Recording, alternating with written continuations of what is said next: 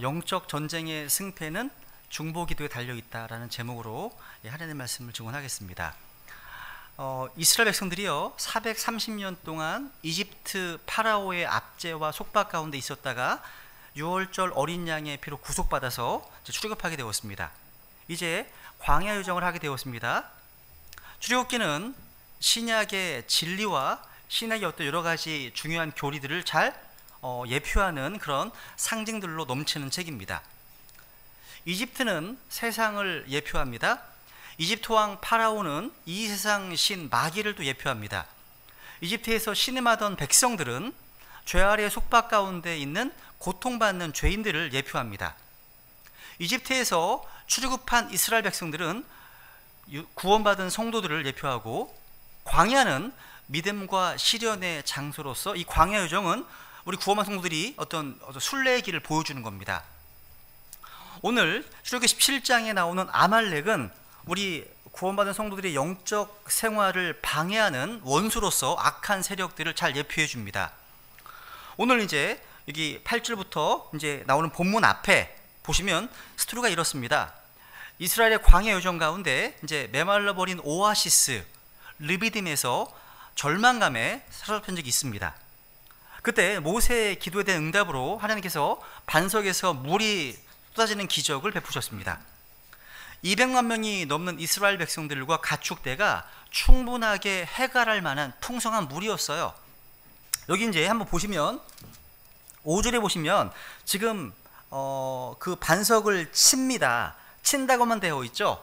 그런데 이 반석은 시편 78편 보시면 여기는 이제 클레이 반석을 쪼갰다고 되어 있습니다. 한번 읽어볼까 같이요? 시작. 광야에서 반석을 쪼개시고 광대하게 깊은 곳에서 나온 물을 그들에게 주어 마시게 하시며 또 그 반석에서 시내들을 내사 물들이 강같이 흐르게 하셨으나, 이 보시면 반석을 쪼개셨다 말씀하십니다. 이걸 반복하십니다. 이사야서 48장 21절 읽습니다. 시작. 그분께서 사막 사이로 그들을 인도하실 때 그들이 목마르지 아니하였으니 그분께서 그들을 위하여 반석에서 물이 흘러나오게 하시며 또 반석을 쪼개사 물이 솟아나게 하셨느니라. 반석 어떻게 했다고요? 반석을 쪼갰다고 되어 있죠. 근데 실제로 고고학적으로 르비딤에 가시면 쪼개진 반석이 있습니다. 보여드릴게요. 이렇습니다. 어마어마하게 큰 돌이에요. 사람은 조만합니다. 굉장히 큰 돌이거든요. 이 반석에서 이렇게 물이 거의 시내처럼 나온 겁니다. 그죠? 그래서 이 반석 사이에서요 실제로 물이 흐른 흔적이 있어요. 그리고 이 반석을 중심으로 해서 내려간 이제 시내, 수로라는 수로의 흔적이 또 있습니다. 존재한다는 거죠. 여러분, 수백만 이스라엘 백성들의 목마름을 단번에 해결한 이 반석은 신약에 와서 보니까 우리 모두의 죄를 십자가의 피로 대속하신 예수 그리스도를 상징합니다. 실제로 이 반석은요 르비딤이라는 지역에 가보시면 실제 이렇게 이제 보존되어 있어요. 한번 가볼만 합니다. 그래서 성지순례 2월달에 가시잖아요. 이런 데 한번 가보세요. 사진도만 찍어 오시면 좋을 것 같습니다. 그렇죠? 그러니까 이것도요 여러분 한번 성경 한번 읽어볼까요? 고린도서 10장 여기 보시면 같이 읽겠습니다. 시작. 또한 형제들아 나는 이것을 너희가 모르기를 원치 아니하노니 곧 우리 조상들이 다 구름 아래에 있고 모두 바다를 지나가며 모두가 구름과 바다 속에서 모세에게로 침례를 받고 모두가 같은 영적 음식을 먹으며 모두가 같은 영적 음료를 마셨느니라. 그들이 자기들을 따라가던 영적 반석으로부터 마셨는데 그 반석은 그리스도였느니라. 성경이 스스로 말씀하죠. 이 반석은 누구라고요? 그리스도다.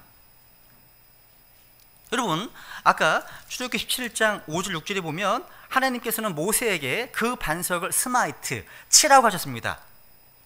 뭘로 치라고요? 막대기로요.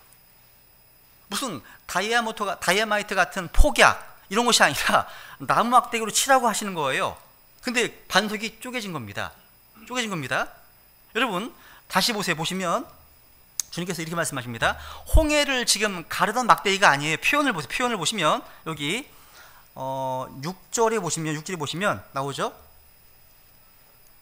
6절 보시면 보라 내가 거기서 호렙에 있는 반석 위에서 내 앞에 서리니 너는 그 반석을 치라.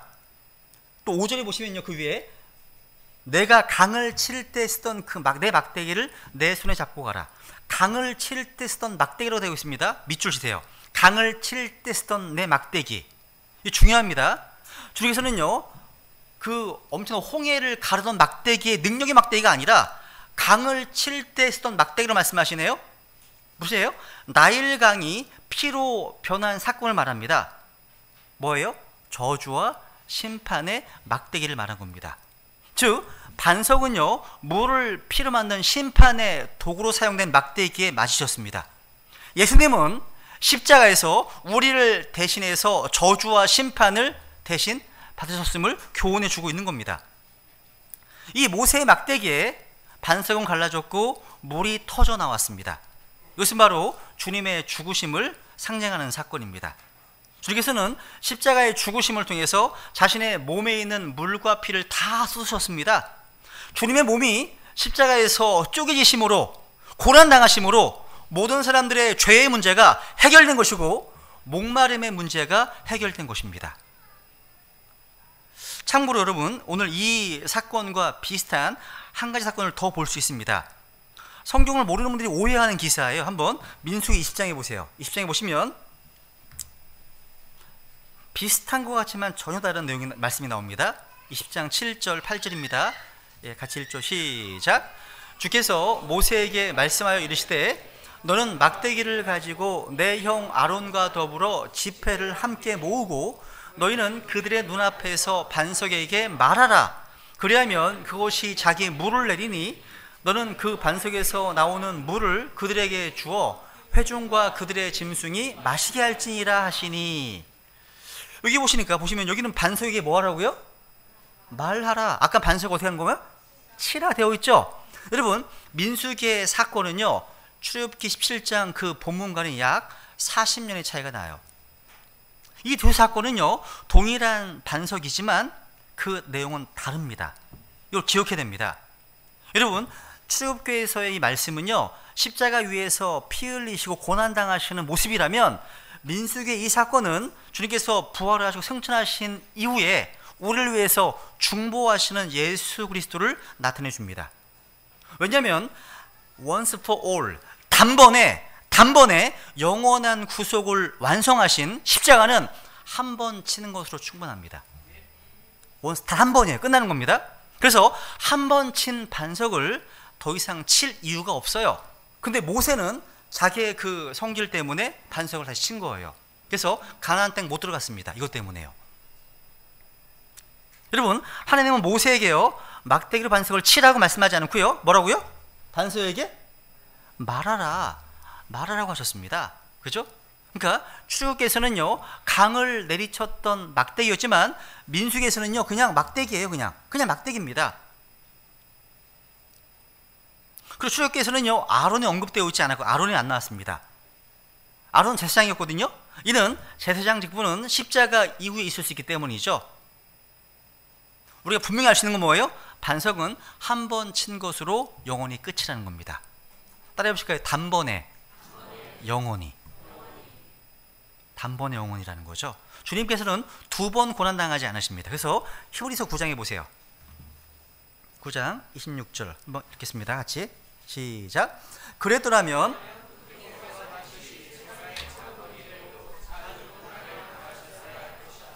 그러나 이제 세상 끝에 그분께서는 단 한 번 나타나사 자신을 희생물로 드려 죄를 제거하셨느니라.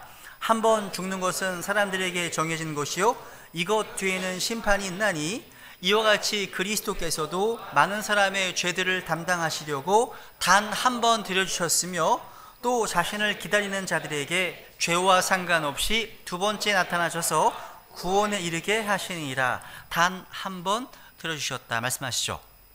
그래서 여러분, 한 번 친 반석에서 다시 물을 얻으려면 반석이 다시 갈라져야 되는 것이 아니라 이미 한 번 갈라진 반석, 즉 완성된 구속 사역을 믿음으로 주님께 우리가 말로 구하기만 하면 되는 거예요. 구하는 겁니다. 다시 우리 본문 다시 한번 보세요. 본문을 보겠습니다. 본문. 반석에서 이렇게 물이 쏟아져 나오는 사건 이외에 르비딤에서 이제 또 한 가지 중요한 사건이 일어납니다. 이스라엘의 원수 아말렉이 습격을 감행하는 사건이 이제 오늘 본문에 기록되어 있습니다. 여기 보시면요, 8절 중요합니다. 8절에 보시면 그때 아말렉이 와서 르비딤에서 이스라엘과 싸우더라. 여기 그때 밑줄, 빨간색으로 밑줄을 치세요. 되게 중요한 거예요. 그때. 이 그때란 문맥에서 보시면 르비딤의 반석에서 물이 쏟아져 나온 이스라엘 백성이 모두 마시고 힘을 얻었을 때를 말하는 겁니다. 르비딤이란 지역은요, 지리적으로 역사적으로요 원래 큰 오아시스가 있는 지역이었습니다. 근데 가뭄 때문에 물이 바짝 말라서 인적이 끊겼던 곳입니다. 그런데 반석에서 기적같이 물이 솟아나서 200만 명이 넘는 이스라엘 백성들이 마시고 생기를 얻었다, 회복했다, 이런 소문이 쫙 퍼져나갔습니다. 그러자 사막의 도적대와 같은 아말렉 족수들이 이 오아시스를 차지하기 위해서 달려온 거예요. 그래서 이때 무슨 생각이 들었냐면, 아, 그렇구나, 항상 풍요가 있는 곳은 노리는 약탈자들이 많구나. 그러니까 인생에서 여러분이 무엇을 소유했을 때 오히려 조심해야 함을 교훈해 주는 겁니다. 여기서 잠깐 이스라엘 백성을 공격한 아말렉에 대해서 한번 살펴보죠. 여러분, 아말렉 족속은요 어릴 때부터 싸움을 되게 많이 합니다. 연습을 많이 합니다. 그래서 싸움에 아주 능한 자들이었습니다. 아말렉의 뜻 자체가 warlike, 전쟁을 좋아하는 자들입니다. 이들은요 한 곳에 있지 않고 계속 돌아다니면서 힘이 약한 부족들을 약탈하는 것으로 생활했습니다. 이 아말렉은 광야 행군길의 이스라엘 백성들을 하나님의 백성인 줄 뻔히 알면서도 자주 공격해서 괴롭혔습니다. 이들은 하나님을 대적하고 하나님의 백성들을 대적합니다. 그래서 이후 이들은 하나님의 백성을 공격하는 사탄, 어둠의 세력의 상징이 되었습니다. 마귀는 아말렉처럼 폭력적이고 사나우고 몹시 교활합니다. 하나님의 백성들을 약한 자부터 공격하고 약탈하는 것이 그들의 주특기입니다. 근데 여러분, 여기 보시면 이렇게 아말렉의 공격 타이밍이 아주 절묘합니다. 여기 교훈이 많아요. 이스라엘이 한참 르비딤의 반석에서 나오는 물을 이제 마시고 한숨 돌리려는 직후에 습격해 왔어요. 이스라엘 백성이 얼마나 놀랐을까요? 르비딤의 반석은 예수님을 상징했습니다. 반석의 물은 예수님의 십자가의 보혈을 말미암아 죄 사함 받아서 구원받은 지체들에게 임하는 생수이신 성령님을 상징합니다. 구원받은 이후부터 바로 전쟁이 시작됨을 교훈해 주고 있는 거예요. 그때부터예요. 그때입니다. 우리가 새로 구원받은 지체들에게 영적으로 이러한 공격이 있을 것을 미리 이야기해 주고 경고해 주어야 한다는 사실. 미리 예방주사를 놔줘야 돼요. 공격이 있다는 거예요. 이것을 영적 성장의 측면에서 적용할 수도 있습니다. 즉 영적 전쟁에서 마귀가 공격해오는 타이밍은 많은 경우에요 뜻밖에도 우리가 은혜를 충만히 체험하고 하나님의 축복 가운데 젖어 있을 때라는 겁니다. 이렇게 고약한 타이밍이 없어요. 그죠? 성경은 말씀하시기를 그런즉 스스로 서윤을 생각하는 자는 넘어지지 않도록 주의할지니라 경고합니다. 은혜의 때, 축복의 때 바로 직후에 영적 전쟁이 벌어지는 경우가 많기 때문입니다. 여러분, 사도행전에 보시면요 초대교회는 엄청난 부흥을 이룹니다. 근데 그때 곧바로 아말렉이 있었습니다. 구제 문제 때문에 갈등과 분열이 있었죠. 사도행전 6장에 보시면, 또 사도행전 8장에 보시면 사마리아 도시에 엄청난 부흥이 일어났습니다. 그래서 곧바로 이 성령님을 돈으로 사겠다고 하는 아말렉이 등장합니다. 이런 예가 성경에 빈번히 나와요. 한번 볼까요? 사도행전 13장에 보시면 같이 읽습니다. 시작. 그 다음 안식일에는 거의 온 도시가 하나님의 말씀을 들으려고 함께 나아왔으나 유대인들이 그 무리들을 보고 시기가 가득하여 바울이 말한 그것들을 대적하여 말하고 반박하며 신성 모독하고 늘. 그러니까 안식일에 거의 온 도시가 하나님 말씀을 듣기 위해서 함께 나왔습니다. 그때 곧바로 아말렉이 등장하네요. 흐름이 보이시죠? 흐름이, 그죠? 이런 예가요, 성경 전반을 타고 흐르는 구조예요. 여러분에게 은혜와 축복의 샘이 터지고 그것을 마시잖아요? 곧바로 아말렉 족속이 들어닥칠 것을 예상하고 있어야 됩니다. 예상하고 있어야 되는 겁니다. 이는 개인이나 교회나 이건 예외가 없습니다.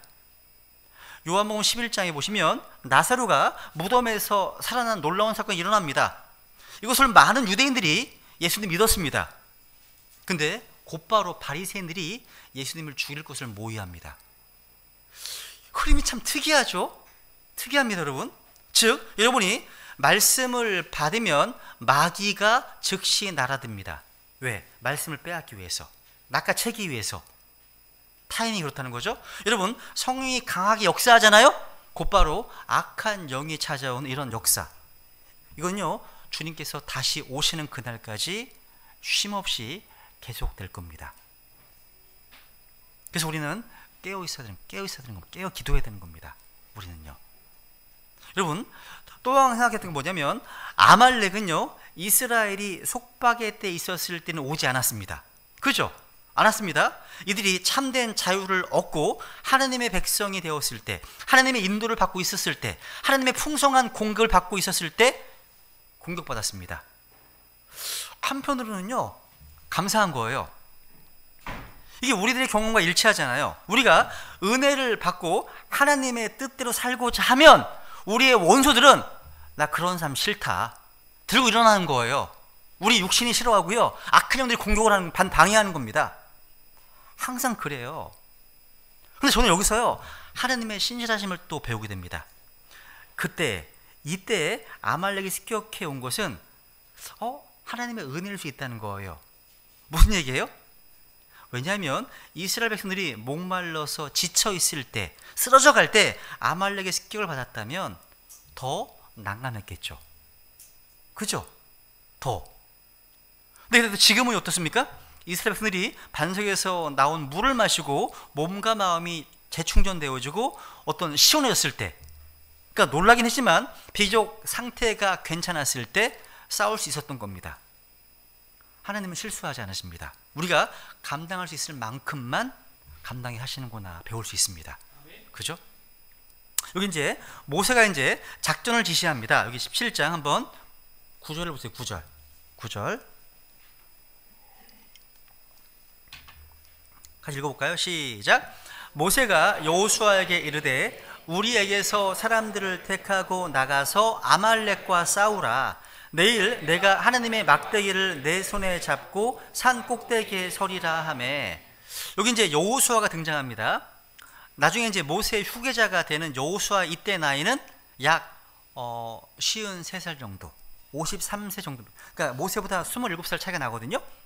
모세는 즉시 여호수아를 아말렉과 맞서 싸울 이스라엘 군의 총대장으로 임명합니다. 그러면서 우리에게 사람들을 택하고 나가서 아말렉과 싸우라고 했습니다. 그러니까 여러분, 우리 인생에서 하나님께서 우리를 쓰시는 때와 방법은 도저히 짐작할 수 없습니다. 아말렉의 공격 때문에 여호수아는요, 본인의 의사와 전혀 상관없이 이스라엘의 첫 번째 대규모 전투를 지휘하게 된 거예요. 또 한 가지, 아말렉이요, 이미 공격해 들어오는 그 긴박한 상황에서 모세는요, 여호수아에게 중요한 말을 했습니다. 아무나 데려가지 말고 이스라엘 위해서 싸울 사람들을 택하고 나가라. 이제 택하고 나가라고 했습니다. 훗날 기드온과 300용사, 마찬가지로 하나님께서는요 3만 명이 넘는 지원자들 가운데 300명을 택해서 싸우게 하셨죠. 무슨 얘기예요? 하나님의 군대는 아무나 되는 게 아니에요. 여러분, 숫자가 부족하다고요 마구 채우면 안 됩니다. 하나님은요 영적으로 강한 사람들을 택하십니다. 말씀과 기도에 강하고 믿음이 강하고 성령 충만한 사람들을 택하셔서 하나님의 군대로 전쟁에 보내신다는 거예요. 여기 택하고 나가서 아말렉과 싸우라. 나가서 싸우라. 우리가 하나님의 군대로 부르심 받는 순간 우린 지체 없이 악한 영적 세력들과의 전쟁에 투입됩니다. 우리가 영적 전쟁에 승리해야지 후방의 백성들을 지킬 수 있습니다. 나가서 아말렉과 정면 승부해야 되는 거예요. 어디를 피할 수가 없어요. 등을 보이면 아말렉은 더 무섭게 달려들 것입니다. 우리에게 다른 선택이 없습니다. 이 전쟁의 때와 장소를 불행히도 이스라엘 백성들이 결정하지 않았고 적들이 결정해서 기습해 왔습니다. 영적 전쟁도 그렇습니다. 우리가 주도해서 선제하면 좋잖아요. 선제 공격이 되게 좋거든요. 못합니다. 할 수 없습니다. 마귀들이 공격해 올 때는 정면으로 맞서야 됩니다. 정면으로요. 그래서 성경 말씀하시잖아요. 야고보 4장 7절 1절 시작. 그러므로 하나님께 복종하라.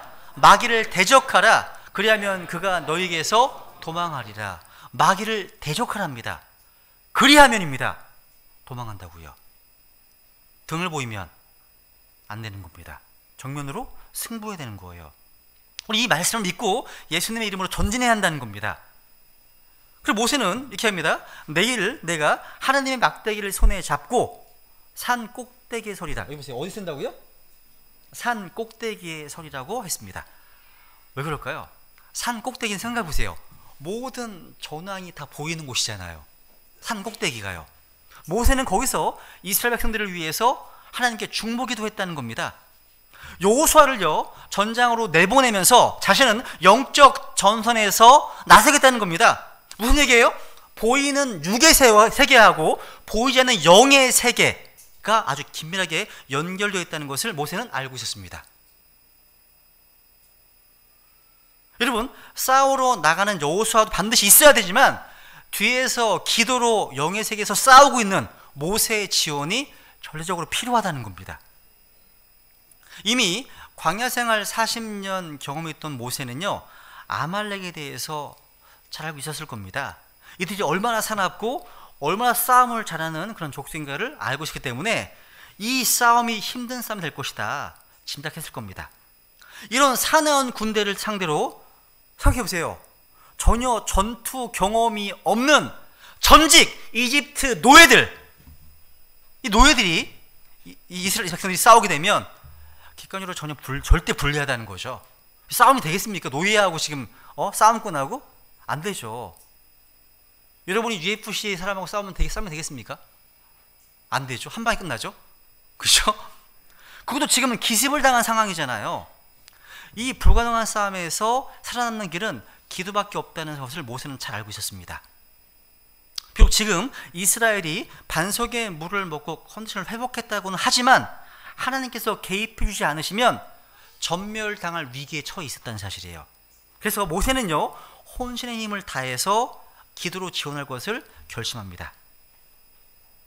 그래서 여기 출애굽기 17장 10절부터 10절 10절에 보시면 10절 한번 찾아보세요. 10절 찾아보세요. 10절 한번 보세요. 17장 10절 읽어볼게요. 시작. 여호수아가 모세가 자기에게 말한 대로 행하여 아말렉과 싸우더라. 모세와 아론과 훌은 산 꼭대기로 올라갔는데 제가 이거 보면서 막 웃었어요. 왜 웃었는지 아세요?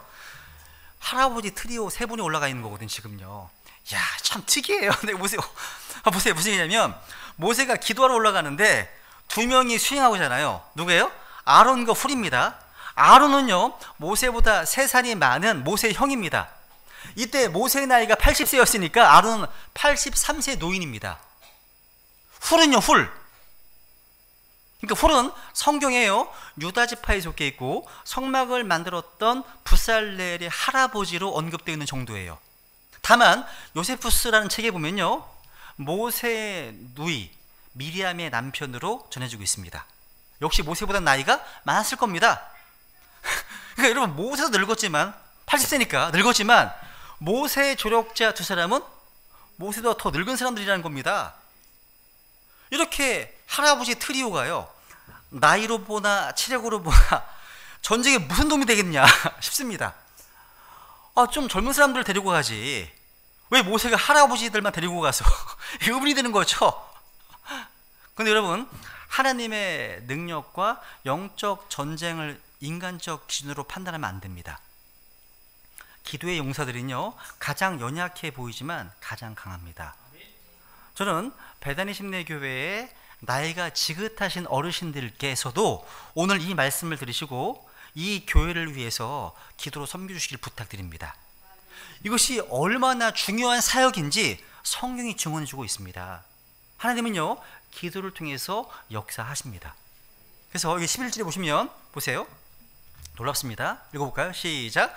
모세가 손을 들면 이스라엘이 이기고 그가 손을 내리면 아말렉이 이기더라. 여러분, 손을 높이 드는 것은 기도의 상징입니다. 한번 다른 데 볼까요? 여기 시편 28편 2절 보세요.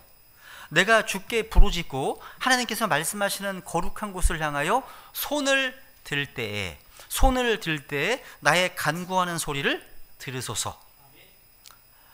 신약에 보시면요, 바울도요, 하늘을 향해서 특히 가정의 영적 리더로서 남자들이 손을 들어 기도하기를 원했습니다.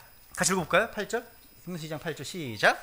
그러므로 나는 모든 곳에서 남자들이 진노하거나 의심하지 않고 거룩한 손을 들어 기도하기를 원하노라. 우리가 기도의 손을 들 때 그 손은 하나님의 능력의 손과 맞잡게 됩니다. 그러면 크고 놀라운 하나님의 역사가 시작됩니다. 모세가 손을 들면 이스라엘이 이기고 손을 내리면 아말렉이 이겼다는 것, 이게 무슨 말이에요? 기록된 그대로 하나님의 사람이 기도하면 영적 전쟁에서 이기지만 기도를 멈추면 마귀가 이긴다는 말이에요. 아주 클리어합니다. 그러니까 여러분, 영적 전쟁의 향방은 얼마나 강하고 지속적으로 기도하느냐에 달려 있습니다. 손이 들려 있으면 기도하는 것이고 손이 내려가 있으면 기도를 멈추는 겁니다. 우리의 손이 어디 있느냐에 따라서 우리 인생이 승리하느냐 마느냐가 결정되는 겁니다.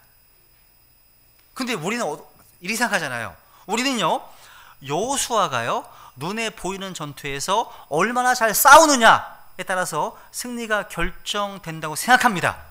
다른 말로 강사의 말주변이나 언변이나 화려한 스펙이나 지식 등등 이런 건 뭡니다. 근데 실은 보이지 않는 모세의 중보 기도에 승패가 결정되어 있었습니다. 이 중요한 거예요, 여러분. 영적 전쟁은요, 보이지 않는 기도의 힘에 의해서 결정됩니다. 그래서 야고보서 5장 16절에 보시면 이런 말씀이 있죠. 시작.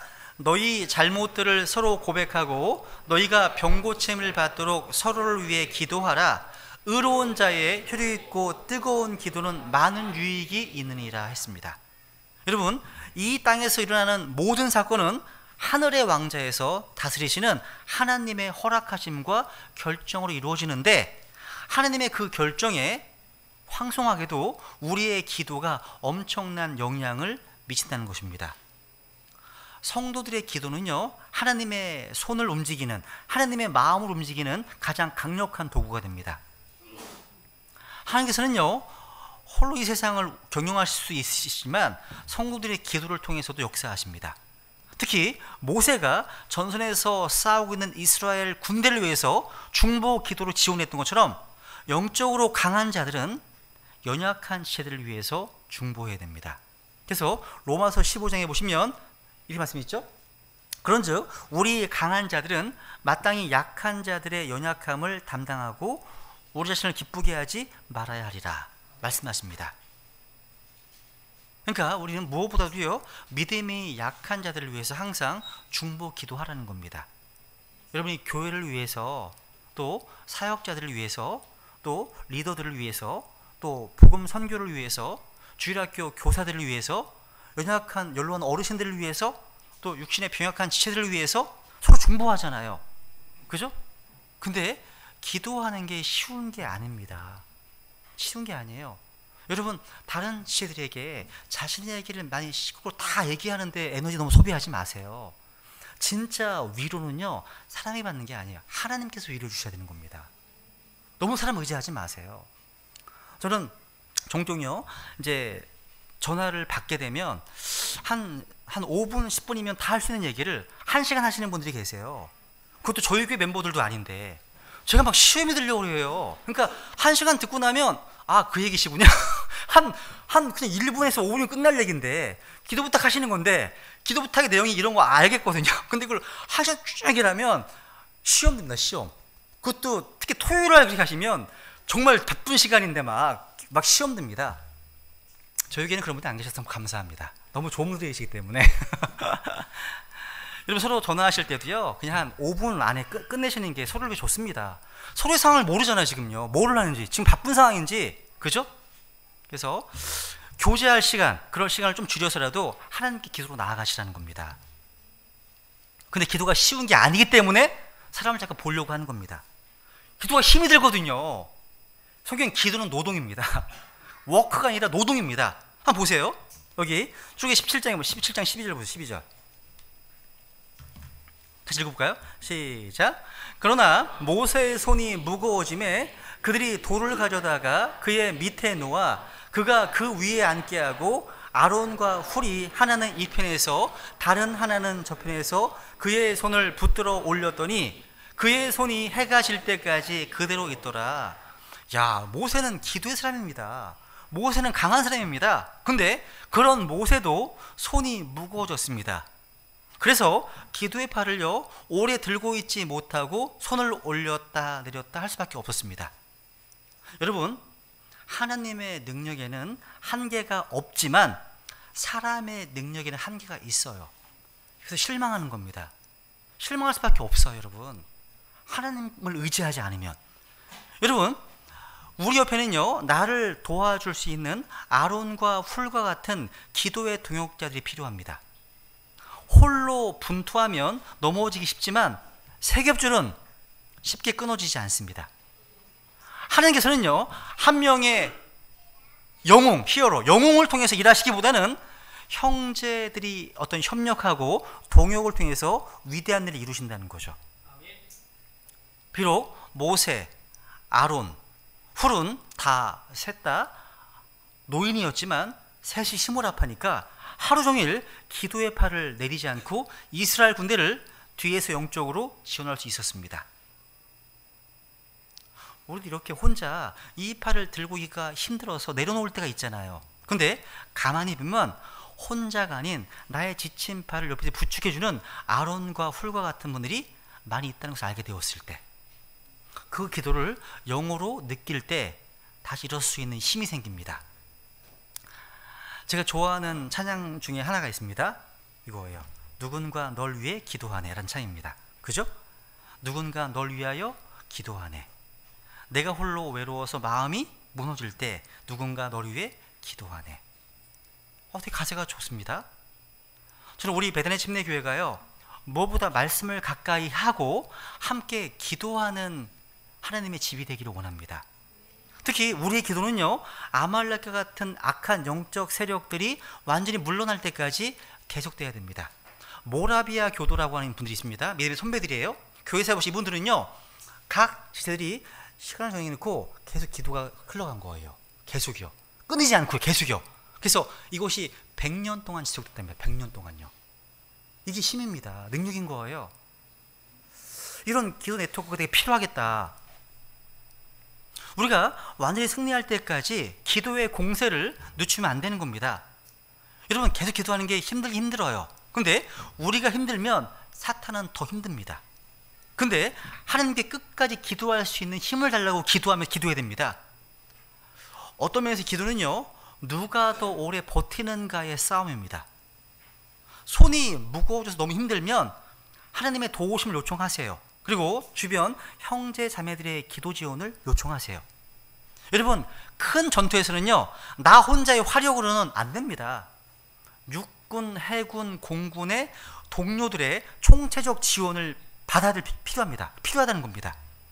오늘 오늘 본문에 보시면 여호수아는요 기도의 힘으로 승리한 내용 나오잖아요. 그죠? 여기 13절 보세요. 같이 읽겠습니다. 시작. 여호수아가 칼날로 아말렉과 그의 백성을 무찌르니라. 잘 보세요. 모세가 손을 들었을 때 여호수아의 칼날이 아말렉을 무찌를 수 있었습니다. 전쟁은 기도로만 할 수 없습니다. 실제 적을 베는 것은 기도가 아니라 성령의 검, 성령의 칼, 바로 말씀입니다. 말씀이에요. 근데 기도는요 그 말씀의 칼을 예리하게 능력을 실어주는 역할을 합니다. 그러니까 기도는요 칼을 가는 것 같은 거예요. 가는 거예요. 예리해지는 겁니다. 여러분, 기도가 없는 말씀은 무능력합니다. 근데 반면에 기도를 힘입은 말씀은요, 엄청난 능력이 있어요. 기도는요, 칼을 든 여호수아의 팔에 지시하는 힘을 제공했습니다. 기도는요, 여호수아의 칼이 무엇이나 벨 수 있도록 양날을 세워주었다는 거죠. 오늘날의 교회들이 이처럼 무기력한 것은요, 기도와 말씀이 함께 일하지 않기 때문입니다. 많은 교회들이요, 새벽 기도다, 철야 기도다 해서 많은 시간을 기도한다고 하는데 왜 이렇게 무력합니까? 그것은 진짜 칼이 없기 때문입니다. 칼이 없기 때문이에요. 반면에 성경 공부를 많이 하는 교회들이 무기력한다면 왜 그럴까요? 기도하는 사람이 적기 때문입니다. 이렇게 여러분, 우리의 신앙생활은 말씀과 기도가 균형 있게 함께 가야 되는 겁니다. 기도하면 성령의 검으로서의 말씀 능력은 배가가 됩니다. 배가 되는 거예요, 여러분. 이렇게 기도의 능력에 힘입은 여호수아의 칼날에 아말렉이 대패하고 물러갑니다. 근데 여러분, 여기서 아말렉이요, 완전히 멸망한 게 아니에요. 이후에도 끊임없이 이스라엘과 다시 전쟁을 치르게 됩니다. 특히 이 대전투에서 패배한 뒤에 아말렉은 놀랬을 거예요. 뜻밖의 너무 강하거든, 이스라엘이요. 왜 이렇게 강하지? 그래서 이후부터는요, 작전을 바꿉니다. 전면전을 피하고요, 주로 이스라엘이 피곤하고 약할 때를 틈타서 마치 이런 거죠. 헤즈볼라나 IS와 같은 뒤에서 기습하는 게릴라전, 비열한 작전을 펼칩니다. 그 내용이 신명기 25장에 나와요. 보세요, 한번. 우선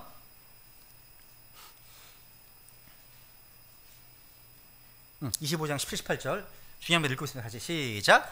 너희가 이집트에서 나올 때 아말렉이 길에서 내게 행한 일을 기억하라. 그가 길에서 너를 만나 내가 약하고 피곤할 때 내 뒤를 치되 곧 내 뒤에 떨어진 약한 모든 자를 쳤나니 그가 하느님을 두려워하지 아니하였느니라. 야, 여러분, 사무엘상 15장 2절에 보시면요, 아말렉은 이스라엘을 공격하기 위해서 기다리고 있었습니다. 틈을 넣습니다. 아말렉이 지금 길에서 숨어 있었습니다. 기다렸습니다.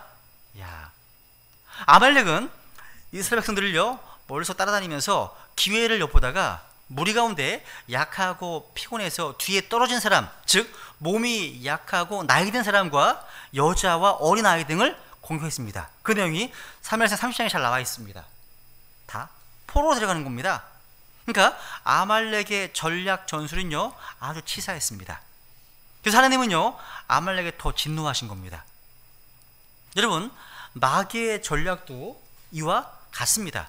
교회에서 구원받은 지 얼마 안 된 영적 베이비들, 어린 사람들, 그래서 영적으로 약한 사람들, 또 시험에 들거나 기도 생활과 말씀 생활을 게을리해서 영적으로 약해진 사람들, 또 교회 모임, 교회 어떤 교제 모임에서 낙오된 사람들을 집중적으로 공격합니다. 그러니까 영적으로 강하게 무장돼 있어야 됩니다. 아무리 힘들어도 형제 자매들과의 교제 모임에서 떨어지면 안 됩니다. 영적 교제권 안에 딱 붙어 있어야 하는 겁니다. 내가 여러분 영적으로 피곤해도 힘들어도요, 내 옆에 버티고 서 있는 형제 자매들과 함께하고 있다면 마귀가 함부로 건드리지 못할 겁니다. 여기 출애굽기 17장 보세요. 17장 16절. 주께서 이렇게 말씀하시면 진노하셨거든요, 아말렉에게. 이는 그가 이르기를 주께서 아말렉과 대대로 싸우리라고 주께서 맹세하셨도다 하셨기 때문이더라. 아말렉이 이번 전쟁에서 대패했지만 멸망하지 않았습니다. 그 잔당들은 끈덕지게 살아남아서 계속 하나님의 백성을 공격해 올 겁니다. 여러분, 영적 전쟁은 하루아침에 끝나지 않습니다. 마귀는 패배해서 물러가도 또다시 몰려올 겁니다. 끝까지. 주님 다시 오실 때까지 이 영적 전쟁은 결국 끝나지 않을 것입니다. 그렇다면 경계를 늦추면 안 됩니다. 강하고 담대해야 됩니다. 전쟁은 하나님께 속한 것입니다. 하나님께서 항상 우리 편에 서서 마귀와 싸우실 것을 약속하셨습니다. 그러나 어쨌든 레위기에서요, 이스라엘은 출애굽 이후에 처음 경험한 대규모 전투에서 승리했습니다. 사령관 여호수아를 위한 모세의 중보기도는 그대로 응답되었죠. 14절 읽어볼까요? 시작. 주께서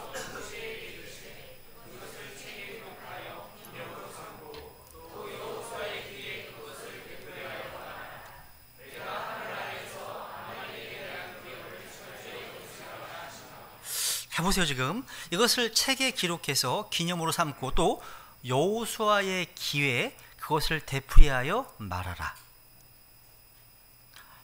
하나님께서 모세로 이렇게 하신 이유가 뭘까요? 생각해 봤습니다. 여러분, 하루 종일 전투를 지휘한 여호수아는요, 아마 자신들의 힘으로 전쟁에서 이긴 것으로 착각할 수도 있었습니다. 그래서 뒤에서 모세의 결사적 중보 기도가 있었음을, 이 승리는 하나님께서 기도 응답으로 주신 것이구나 알라는 겁니다. 한번 생각해 보세요. 저 가서 그럴 것 같아요. 제가 사령관이야. 다 노예들 오합지졸을 모아서 같이 싸우고 있어. 또 우리가 이기고 있어. 와, 이런 일이 있지. 되게 신기할 것 같아요. 여러분, 전직 노예들을 데리고 수백 년 동안 전쟁으로 단련된 사나운 아말렉과 싸우면서 여호수아는 참으로 의아했을 거라는 거죠. 어떻게 이런 무서운 적들을 상대로 우리가 이길 수 있을까? 마치 어떤 보이지 않는 힘이 우리 칼을 잡고 대신 싸워주는 것 같은 이런 경험했을 거라는 사실이죠. 근데 해가 질 무렵 전투가 끝나서 돌아가면서 산 위를 딱 보고서야 여호수아 이 기적한 승리의 비결을 깨달았습니다.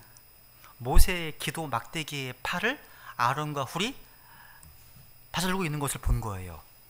그러니까 기도의 용사들이 동역해서 하나님께 결사적으로 중보할 때 하나님께서 친히 대적과 싸워 승리를 주신 것입니다. 즉 여호수아는요, 기도의 열매를 추수한 것뿐입니다.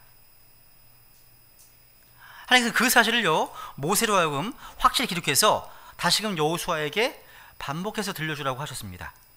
여호수아는 장차요, 모세의 후계자가 되어서 약속의 땅으로 들어가서 수많은 정복 전쟁을 치러하기 때문입니다. 이스라엘보다 훨씬 사납고 강한 적군들을 상대로 힘으로만으로 이길 수 없습니다. 한번 사무엘상 12장 볼까요? 12장 23절. 여기 사무엘의 고백입니다.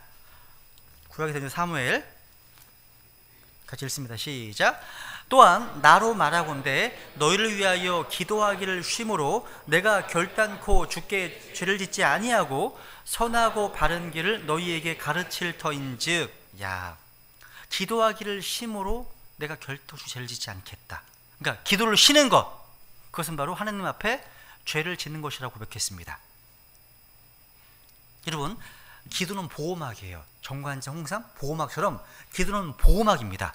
근데 그런 기도의 보호막이 없이 하나님의 양떼들이 마귀의 공격에 그대로 노출된 채 영적 전쟁을 치르면 그 피해가 극심하게 되기 때문입니다. 그 때문에 신약 교회는요, 살아있는 한 결코 멈추지 않는 중보 기도가 있어야 됩니다. 우리 교회를 위해서, 우리 자녀들을 위해서, 우리 나라 민족을 위해서 기도하기를 멈추지 말아야 한다는 거죠. 여러분, 영적 전쟁에서 마귀가 두려워하는 것은 보이지 않는 기도의 골방을 지키는 하나님의 사람들입니다. 여러분, 15절 읽습니다. 시작.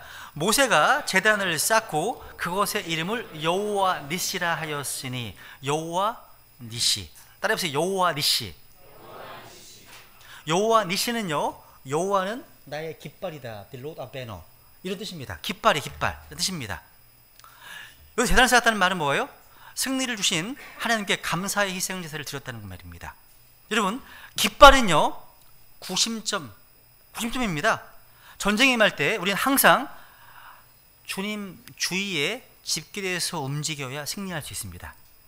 기도는요, 예수님을 중심으로 우리 모두가 모이는 겁니다. 예수님과 함께 다른 우상들을 섬겼던 우리의 죄를 회개하는 겁니다. 오직 예수님만 사랑하기로 결단하는 것입니다. 예수님만 우리의 대장이심을 선포하는 겁니다. 그러면 마귀가 두려워 도망하게 됩니다. 깃발은요, 승리의 상징물이었습니다. 패배한 군대의 깃발은 내려서 사정없이 찢겨져 버립니다. 근데 승리한 군대의 깃발은 높이 세워져서 자랑스럽게 휘날립니다. 그러므로 여호와는 나의 깃발이라는 말은요, 주 하나님의 군대가 기도에 나갈 때 항상 승리를 주시는 분이심을 의미하는 겁니다. 이제 말씀을 좀 마무리하겠습니다. 여러분, 신약교회 성도들은요, 모두 서로가 서로를 위해서 기도의 동역자들이 되어야 됩니다. 우리 옆 사람에게요, 기도의 동지가 됩시다. 한번 해보세요. 옆 사람에게 서로 실제, 여러분, 이 입술의 선포가 실제 우리의 삶으로 연결돼야 됩니다. 그죠? 우리가 기도하지 않는 하루는요, 마귀가 다른 연약한 지체들을, 양들을 마음 놓고 공격하는 빈틈이 되는 겁니다. 틈이 되는 거예요. 그런 빈틈을 결코 허락해서는 안 됩니다. 하나님의 백성을 위해서, 우리가 서로가 서로를 위해서 매일 중보 기도하시기 바랍니다. 또 우리 교회 중보 기도팀에 많이 참여하시기 바랍니다. 우리가 혼자 기도할 수 있지만 함께 기도하는 것이 얼마나 큰 파워가 있는지, 힘이 되는지 모릅니다. 여러분, 영적 실력은 혼자서요, 산에서 절대 도 닦듯이 만들어지지 않습니다. 그게 아니에요. 모든 영적 용사들은요, 신약 교회 모임 안에서 만들어졌습니다. 여러분, 하나님의 자녀들을 향한 하나님의 뜻은 항상 신약 교회였습니다. 교회가 한 마음이 되어서 함께 기도하는 것, 이게 얼마나 중요한지 몰라요. 여러분 경험하시잖아요. 밴드에 기도 제목 올리면 하나님이 응답하시는 거 경험하시잖아요. 그죠? 많이 경험하시잖아요. 특히 고난이 올 때 특별히 온 교회가 함께 마음을 모아서 기도할 필요가 있습니다. 간절하고 강력한 기도의 어떤 파워가 없이는 이 고난의 시대를 이겨낼 수가 없다는 사실이에요. 여러분 기억나세요? 2년 전쯤인가요? 저희 교회에서 함께 우리가 기독교 영화를 봤죠. 워룸이라고 영화를 본 적이 있습니다. 오후 시간에. 기억나세요? 저는 영화 마지막 장면에서요, 주인공 흑인 할머니가 기도하는 모습이 참 감동적이었습니다. 아주 작은 덩치의 흑인 할머니가 수십 년간 자기의 어떤 작은 기도 골방에서 자신을 위해서, 또 이웃의 구원을 위해서, 또 교회를 위해서, 또 나라와 민족을 위해서 기도하면서 곳곳에 함께 기도하는 기도의 중보자들을 달라고 기도하는 모습, 참 인상적이었습니다. 여러분 주위에 기도의 동역자들이 한 사람, 두 사람, 세 사람만 있어도요, 엄청나게 큰 힘이 되는 거 아세요? 하나님께서는요, 우리가 함께 드리는 중보 기도에 대해서 특별한 응답을 약속하셨습니다. 마지막 구절 한번 읽고 마치겠습니다. 마태복음 18장 19, 20절입니다. 시작. 내가 다시 너희에게 이르노니 너희 중에 두 사람이 자기들이 구할 어떤 것에 대하여 땅에서 한 마음이 되면 하늘에 계신 내 아버지께서 그들을 위해 그것을 행하시리라. 두세 사람이 내 이름으로 함께 모인 곳에 나도 거기에 그들의 한 가운데 있느니라 하시니라. 아멘. 우리 교회 모든 지체들이 기도의 동역자들이 되기를 원합니다. 우리 교회 모든 예배와 사역이 다 함께 기도하는 불같은 기도 네트워크가 되기를 원합니다. 오늘 배단심리교회 기도가 산불처럼 일어날 수 있도록 다 같이 한번 우리 함께 기도하고 또 중보기도의 동역자로 섬기겠다고 결단하면서 하나님께 은혜를 우리 구하는 시간을 갖겠습니다. 잠깐 같이 기도하겠습니다.